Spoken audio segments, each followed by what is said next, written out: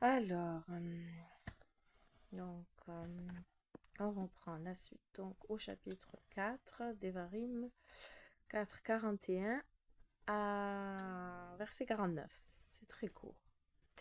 Alors Moshe reversa 3 villes sur la rive du Jourdain, vers le soleil levant, pour que s'y enfuisse un meurtrier qui avait tué son prochain sans savoir.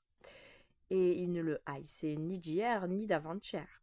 Il s'enfuira vers l'une de ces villes et vivra.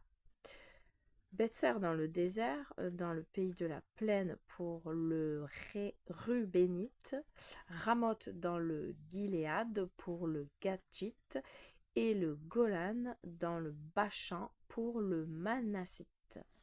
Et ceci est l'enseignement que Moshe a placé devant les enfants d'Israël. Ce sont les témoignages, les décrets et les jugements que Moshe a dit aux enfants d'Israël quand ils sont sortis d'Égypte, sur la rive du Jourdain, dans la vallée, face à Beit Péor, dans le pays de Sion, le roi de l'Amoréen, qui réside à Heshbon, qui avait frappé Moshe et les enfants d'Israël quand ils sont sortis d'Égypte. Ils prirent possession de sa terre et de la terre d'Og, roi du Bashan, les 2 rois de l'Amoréen qui sont sur la rive du Jourdain où le soleil se lève. Depuis Aroër qui est au bord du torrent d'Arnon jusqu'à la montagne de Sion qui est le mont Hermon, et toute la Arava, la rive et du Jourdain jusqu'à la mer de la Arava, sous les cascades des falaises. C'est tout. C'est tout. Vu que ça fait que 2 minutes, je vais lire plusieurs commentaires en reprenant dès le début. Donc, c'est à partir du verset 41. Si je ne me trompe pas. Alors, désignation des villes-refuges. Moshe donne maintenant un exemple au peuple. Ayant parlé avec force et émotion du privilège et de l'obligation d'observer les commandements, il accomplit à présent un commandement qui lui incombe en tant que dirigeant du peuple. C'est le Ramban qui dit ça.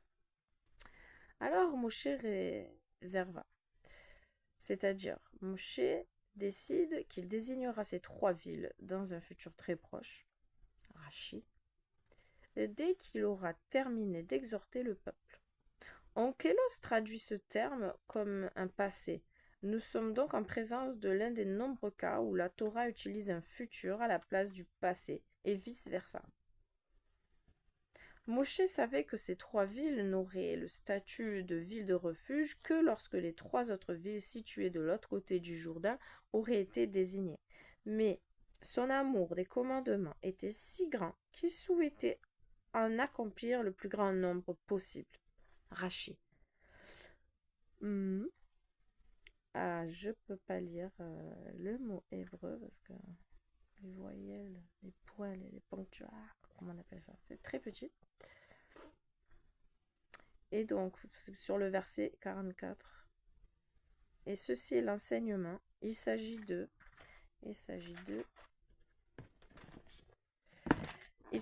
quoi? Ah bah je sais pas, ça fait quoi? Il s'agit de... Oh, pardon, là ça passe juste au 45, je comprends pas. Bon, désolé. Verset 44, je dis rien. Parce qu'après, ouais, c'est voir carte, page 1425. Ah oui. Bon, c'est la géographie. Je ne vais pas vous montrer la carte. Pardon. Verset 45. Les témoignages. Ce sont les commandements témoignant des miracles que Dieu a accomplis. Par exemple, le Shabbat, qui atteste que Dieu a créé le monde, ou la Matzah, qui témoigne de la sortie d'Égypte. La Matzah, le pain sans levain. La Matzah. Quand ils sont sortis d'Égypte, Moshe leur a enseigné, après la sortie d'Égypte, les commandements consignés dans ce livre et à présent, il les répète. Rachi.